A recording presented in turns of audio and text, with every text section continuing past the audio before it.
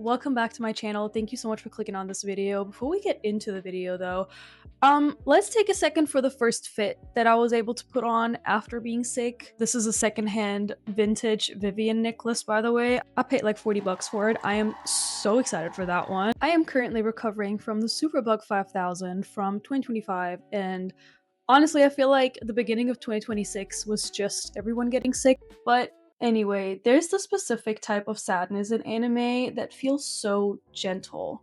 Like, it's sad, but it's still so cozy and so comforting. You know, when it's a stormy, gloomy day outside, but it's just the perfect kind of stormy where you're sitting inside and you're actually enjoying yourself, but it also makes you think. And if you do know what I'm talking about, grab your favorite hot beverage, grab your blanket, and honestly just sit back and let's have a little talk about it. So what exactly is it about early 2000s anime that just hits in that sense? Shows like Inuyasha, Sailor Moon, Fruits Basket, Planet After Story.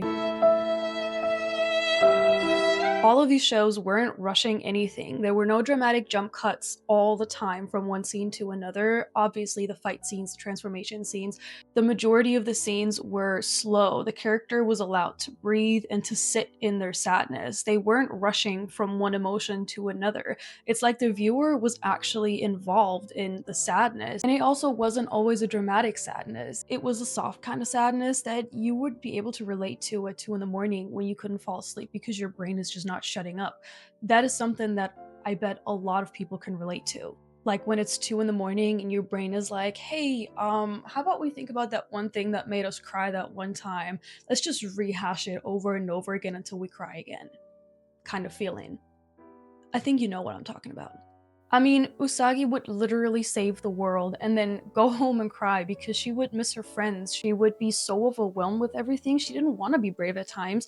And Sailor Moon really did a good job at just having the characters and the viewer just really sit there and feel exactly that. You feel how overwhelmed the character is. You feel the emotions. And that honestly is such a beautiful feeling because we can all relate to that at one point. And that is exactly what I mean, because those scenes, they never get old. You can always rewatch them and always feel them yourself. And then also there's Studio Ghibli. I'm a huge Studio Ghibli fan. I absolutely adore My Neighbor Totoro or Spirited Away or literally any Ghibli movie. I am #1 fan here. Even in Spirited Away, for example, which is such a good movie. The lighting, music, just the way Ghibli sets the scene for this melancholy feeling of, okay, Chihiro had to save her family. She had to be brave, but at the end of the day, she's still allowed to cry because Chihiro will cry.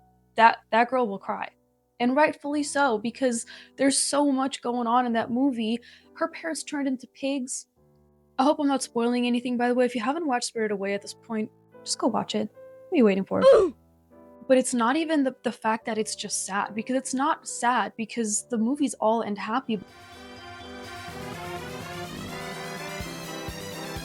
But it's that lingering feeling of pain because you know the character went through so much that even at the very end of the movies, the characters just reflect and you can feel that they have that lingering sense of just pain in them. Ghibli is doing such a good job at portraying exactly that feeling. And I really think a huge part of why melancholy or sadness in anime is just such a popular topic is the aesthetic. It is the lighting, it is the music in the background, it is the whole a character dramatically staring out a window with wind blowing in their hair or the train passing by. You really think, why can this one scene feel so much more emotional than a whole dramatic, painful cutscene in another anime? And it really is just because it can feel so real, because we've all caught ourselves just staring out the window or literally just staring at the wall. Those are exactly the quiet moments that none of us ever talk about, but they are so real. And another scene that I really do want to bring up here is the Your Name end scene where Taki and Mitsuha finally meet each other, and then literally the second they're trying to write down their names so they won't forget each other, it ends. And you're sitting there and you're like, and I'm not even going to lie, after I first saw that scene, I was bawling my eyes out. It is such a beautiful movie. And also the scenes where they pass each other constantly later on in life and they know that there's something out there. It's that lingering feeling of, it's the longing and the yearning. We do love yearning in this house, by the way. Yearning. It really just shows that feeling emotions and feeling that pain and sitting in that silence sometimes might not be too bad. It's not dramatic, it's not over the top. Maybe that's just what we need. And when I was younger, I was definitely more of a elfen lied. I have so many regrets, by the way, about that.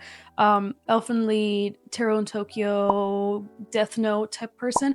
But honestly, even in Death Note, there's scenes where you can really feel the sadness in the characters. But the older I get, the more I appreciate the quiet, slow animes, just like Your Name or 5 centimeters per second. That is also such a good one. And I do love to rewatch the classic nostalgic old anime just because they're so good at portraying that exact feeling. They're not rushing anything, like I said in the very beginning.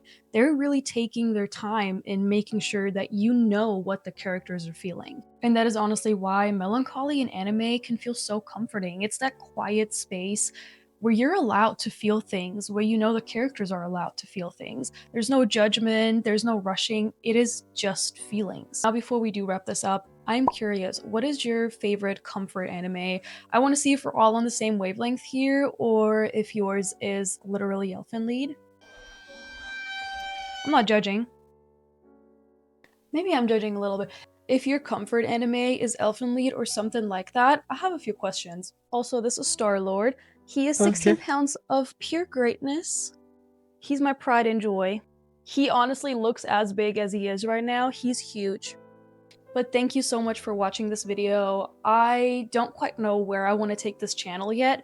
I really do love talking about anime and I love expressing my opinion, but I also really do like making vlogs, and I love Mia Maples. I'm not sure if any of you know her, but I love Mia Maples so much, so I also really would love to do her content style at one point.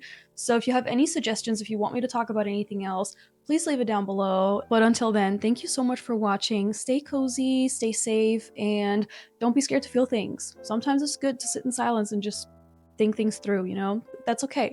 You got this. You're allowed to feel things. Bye. Bye.